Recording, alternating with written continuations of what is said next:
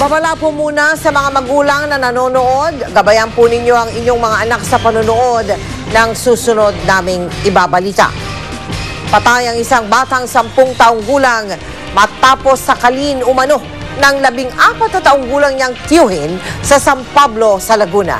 Ito po ang pinaka nakakabahala.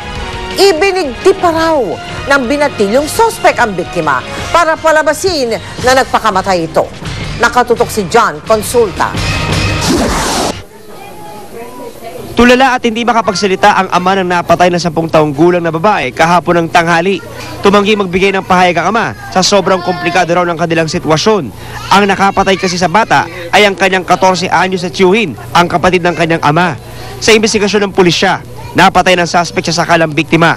Para itago ang krimen, tinalian ng suspect ang biktima sa leeg para raw palabasing nagbigti ito. Victim and suspect pumupunta doon sa lola nila para magla-lunch. So na-curious yung lola at nagtaka siya ba't wala pa, tanghali na kasi papasok na eh. So nag-decide siya na pumunta doon sa bumalik sa bahay. Pasado alas 12 ng tanghali kahapon nang madiskubre ng lola ng biktima ang krimen. Maga ang muka at may malalim na sugat ito sa ulo. Tapos mayroon siyang bakas dito ng tali, sakal kaya ako tali, tapos yung pasari ito. Yung dito. Buhat-buhat namin nung wala na yung bata, patay na yun.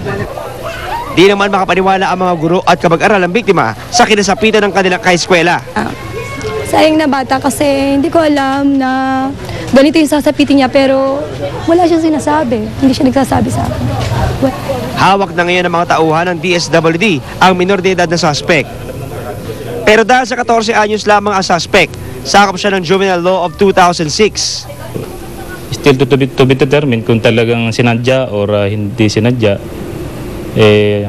On the process of investigation pa kami.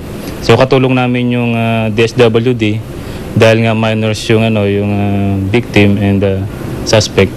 John Consulta, nakatutok, 24 oras. Pa sa Malacanang ang mga bagong talagang miyembro ng Board of Regents ng Universidad ng Pilipinas. Kinabibilangan ito ni na dating Supreme Court Justice Reynato Puno, ang manunulat at direktor na si Vivette Orteza Sr. Reyna, at dating Deputy Minister for Education noong panahon ni dating Pangulong Ferdinand Marcos na si Magdaleno Albarracin Jr. Tatagal ng 2 taon ang kanilang termino. Itinalaga namang ambassador para sa Philippine International Arts Festival 2011 ang TV host na si Boy Abunda. Nagliliwanag ang Ayala Triangle sa Makati dahil binuksan na ang Christmas lights and sound show doon. Nakatutok si Joseph Morong live. Joseph? Mel, buhay na buhay nga ang Ayala Triangle dito sa Makati City dahil sa binuksang lights and sound show na tinawag nilang Symphony of Paroles. 250,000 LED bulbs ang animoy nagsasayawan sa saliw ng masiglang Christmas carols ang tampok sa pinakabagong lights and sound show ng Ayala Land. Pinasanayaan ito kani-kanina lamang sa Ayala Triangle sa may Ayala Avenue sa Makati. Tampok at bidang-bida ang mga parol kaya Pinoy na Pinoy ang tema. Layo ng Ayala Land na bigyan ng saya ang publiko ngayong panahon ng Kapaskuhan. Bukod sa lights and sound show, nag-offer din ng alfresco dining sa paligid ng Ayala Triangle. Manghang-mangha naman ang mga nakasaksi sa Symphony of Paroles.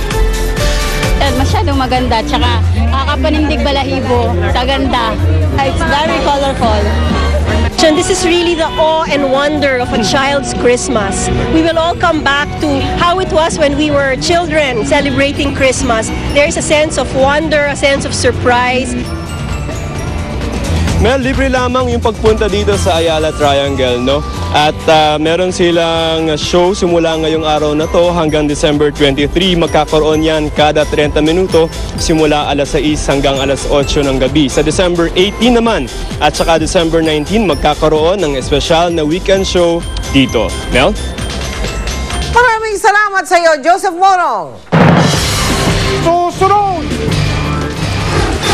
Mga batang kalye, pinasaya sa paglulunsad ng animated Christmas display doon naman sa Pasig. Loto pinilahan na naman dahil sa halos kalahating bilyong pisong jackpot na bobolahin maya-maya lamang. Mapapangasawa ni Prince Williams na si Kate Middleton, inihalin tulad kay Princess Diana. Malalaman natin kung bakit sa pagpapatuloy ng 24 oras.